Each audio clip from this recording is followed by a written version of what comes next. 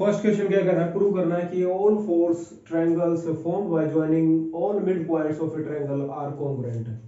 यानी कह रहा है किसी कोई भी ट्रायंगल ड्रॉ कर लीजिए आप, किसी भी शेप की, चाहे आइसोसेलेस हो या इक्विलेटरल हो या स्केलस हो, हम जब भी इनके मिड पॉइंट्स को ज्वाइन करेंगे यानी एम पी क्यू को, तो हमें जो ट्रायंगल मिलेंगे चार, चार आपको नजर आ रही होंगी, 1 2 3 एंड 4, 1 2 3 एंड 4।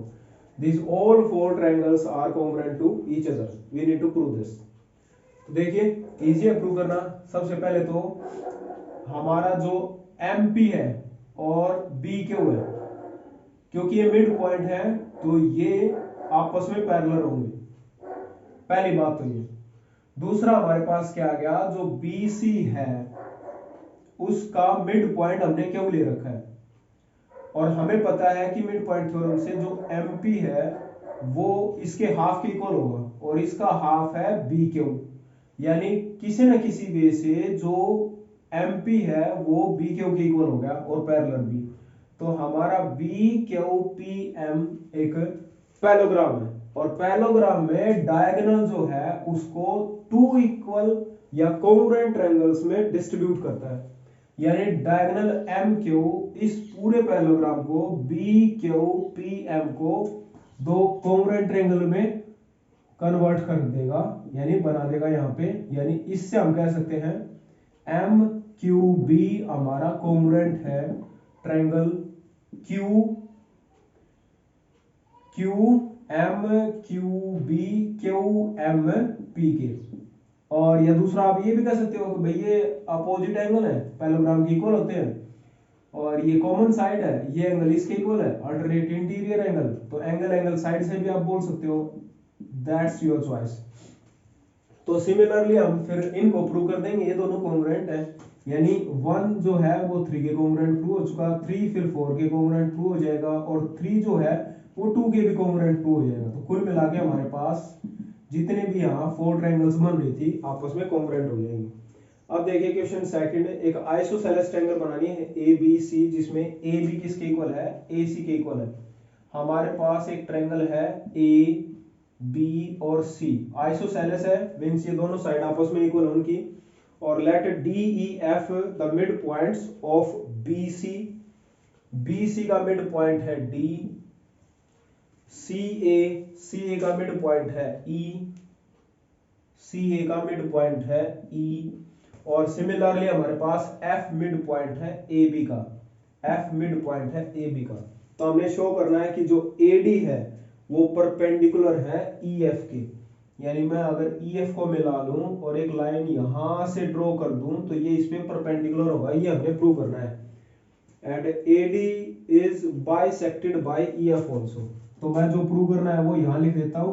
प्रूव करना है कि हमें AD जो है वो परपेंडिकुलर है FE के, और दूसरा हमने प्रूव करना है कि मान लीजिए पॉइंट P है, AD ने इसको बाइसेक्ट भी किया, यानी FP इक्वल आया होगा PE के, ये भी हमें प्रूव करना है।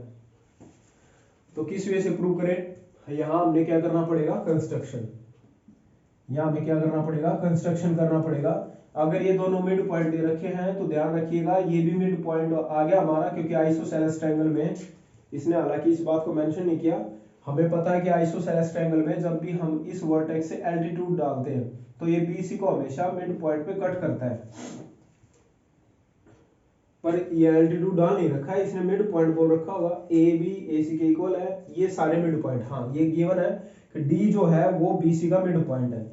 तो इनको हम ज्वाइन कर लें बाय कंस्ट्रक्शन में, यानी हमने FD और ED को मिला दिया, तो हमारे पास ये चार ट्रायंगल फिर से फॉर्मेट चार ट्रायंगल्स का हो गया।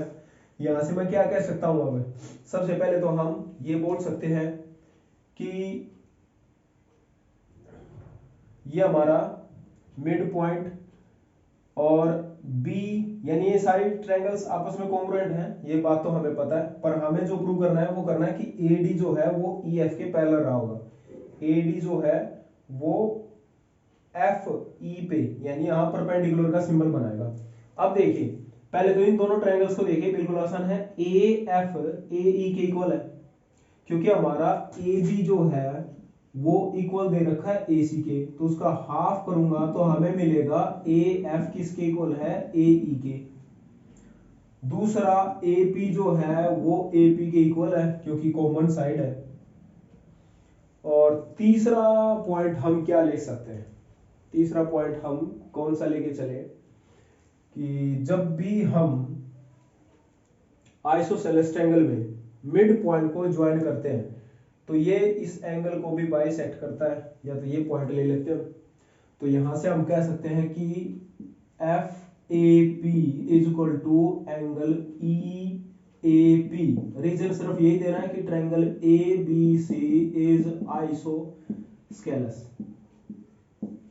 तो यहां से आ गया हमारे पास साइड एंगल साइड से ये दोनों ट्रायंगल आपस में कॉन्ग्रुएंट आ गई। कौन कौन सी, triangle F A P is congruent to triangle E A P by side angle side, side angle side. तो यहां से क्या आ गया कि भाई angle A P F equal रहा होगा एंगल ए पी ई के, because C P C D. और क्योंकि E F is a line है तो यहां से मैं कह सकता हूं कि let's say this is our angle 1 and 2, angle 1 plus angle 2 is equal to 180 और दोनों एंगल इक्वल हैं तो angle 1 is equal to 90 degree होना पड़ेगा। तो ये हो गया हमारा 90 डिग्री प्रूफ। इसके बाद हमने प्रूव करना था कि एफ पी इक्वल हमारा पी के, तो ये भी इसी कंसेप्ट से निकल जाएगा क्योंकि ये दोनों कॉन्ग्रुएंट है। तो हम ये कह सकते हैं कि एफ पी किसके इक्वल है, पी ई के। हमें इसकी नीड नहीं पड़ी कि कंस्ट्रक्शन की कोई नीड नहीं है यहाँ पे।